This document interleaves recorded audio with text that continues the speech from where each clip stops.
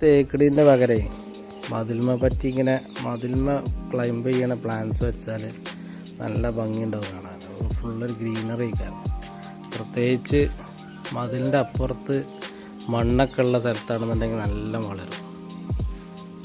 അത് സംഭവം വെട്ടിക്കൊടുത്തുകാണ്ട് സെറ്റാക്കി നിർത്തണം, അല്ലെങ്കിൽ അതൊരു കട്ടിയുള്ളൊരു മരയിക്കാണ്ട് പുറത്തേക്ക് വരും. പിന്നെ എല്ലായിടത്തും പടർന്ന് പിടിച്ചു.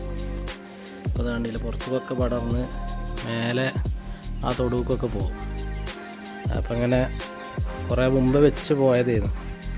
അപ്പോൾ പുറത്തുനിന്ന് വന്ന് നോക്കിയപ്പോഴാണ് ഇതിൻ്റെ വലിപ്പം കാര്യങ്ങൾ മനസ്സിലായത്. ഇത് കുറേ ഇങ്ങോട്ടുണ്ടായിരുന്നു, 1 മീറ്ററോളം പുറത്തൊക്കെ ഉണ്ടായിരുന്നു.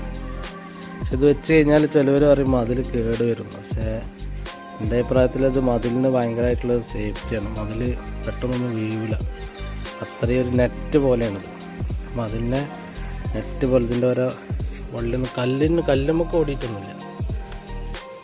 കല്ലിൻ്റെ പുറത്ത് നെറ്റ് പോലെ നിൽക്കണം.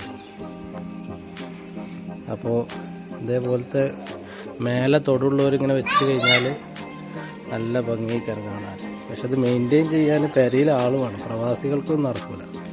പ്രവാസികളത് വെച്ച് പോയിട്ടുണ്ടെങ്കിൽ പിന്നെ വരുമ്പോൾ അത് പടർന്ന് പന്തലിച്ചുണ്ടാവും. അവർ ചില ഏരിയയിലൊക്കെ കൊടുത്തു കഴിഞ്ഞാൽ, ഇപ്പോൾ മതിലിൻ്റെ ചില ഏരിയയിൽ തേക്കാത്ത ഏരിയയിലൊക്കെ കൊടുത്തു കഴിഞ്ഞാൽ നല്ല ഭംഗിയൊക്കെ. അതുപോലെ ഈ ഗേറ്റൊക്കെ ഉള്ള സമയത്ത് ഗേറ്റുമ്മക്കൊക്കെയാണ് പടർന്ന് പിടിച്ച് കാണ്ട് നോട്ടത്തിലേക്ക് അങ്ങനെ. ഇപ്പോൾ ഈ തല വരെ അത് ഉണ്ടായിരുന്നു, അങ്ങോട്ട് മാറ്റിലാണ്.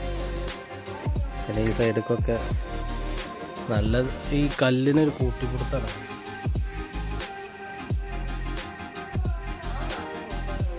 കല്ലിൻ്റെ ഉള്ളിന് കല്ലിന് ഡാമേജ് ഒന്നും വരുന്നില്ല. പക്ഷെ കല്ലിന് ഭയങ്കര നെറ്റ് പോലെ ഒരു കൊടുത്താണ് സംഭവിക്കുന്നത്. വേറെ പ്രശ്നമൊന്നുമില്ല.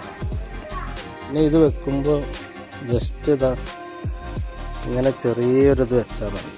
മണ്ണിൽ ഒട്ടിയിട്ട് ചെറിയൊരു ലീഫ് വെച്ചാൽ തന്നെ നല്ല പടർന്ന് പന്തലിച്ചുണ്ടാവും.